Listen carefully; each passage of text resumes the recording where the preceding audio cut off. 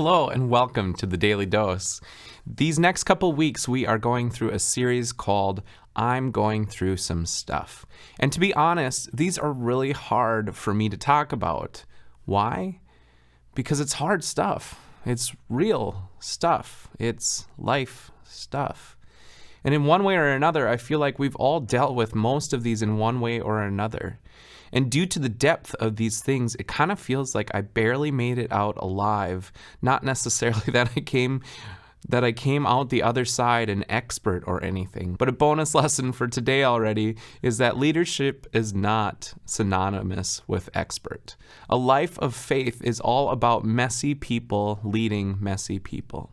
So today, I am your host, a fellow child of God who lives in that very same mess.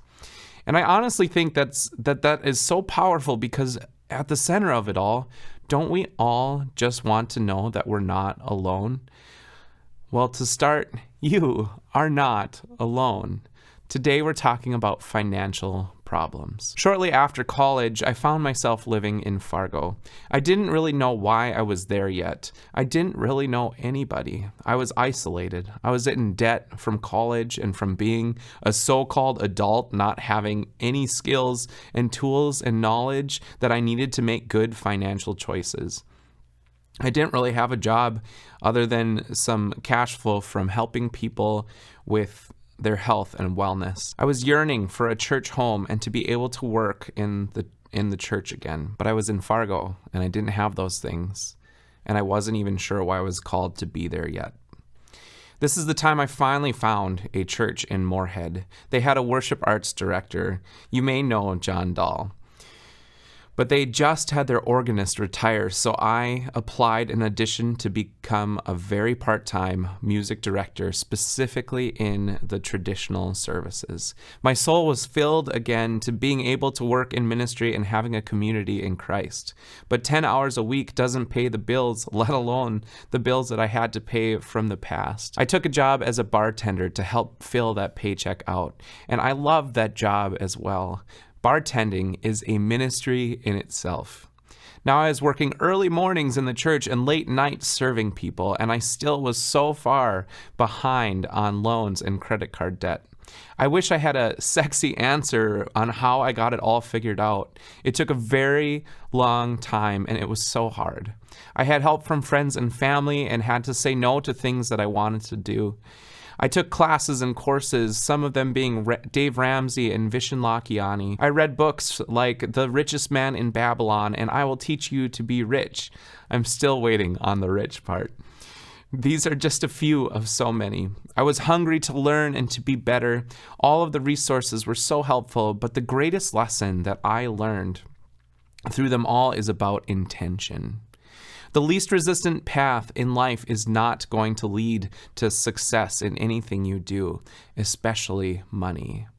Being intentional by creating a budget and where each of all of those dollars go. Being intentional on having a plan for when your friends and family ask you to go out to eat or to go on vacation. Being intentional on giving even just a little bit to my church and to the things that matter to me. Being intentional on prayer and asking for guidance. Being intentional on trying new things. And lastly, being intentional on becoming a better version of me. Your ability to learn and grow is something that cannot be taken away from you. You can learn new skills and then learn how to use it to help other people, and that is how we earn money. Zig Ziglar says, you can have everything you want if you will just help other people get what they want. Life is about serving others. And not everything is about making money, but I believe the world has a way of taking care of you when you serve enough people. Luke 6:38 says, give and it will be given to you.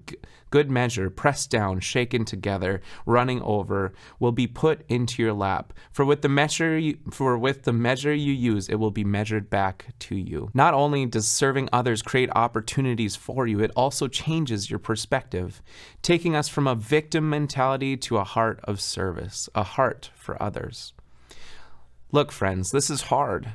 Money is hard. Life is hard, but God is so good. It is not sexy or easy to get out of debt. It takes work. It takes intention. It takes action. The hardest part of action is often the first step. Take a look where you're at. Write down all the money you owe and to where you owe it. I am not a financial advisor, so this is just my opinion. It might be worth calling a debt consolidation company. They look at all the money you owe and negotiate your debt with the creditors. This is highly successful because they have huge buy-in with the credit companies.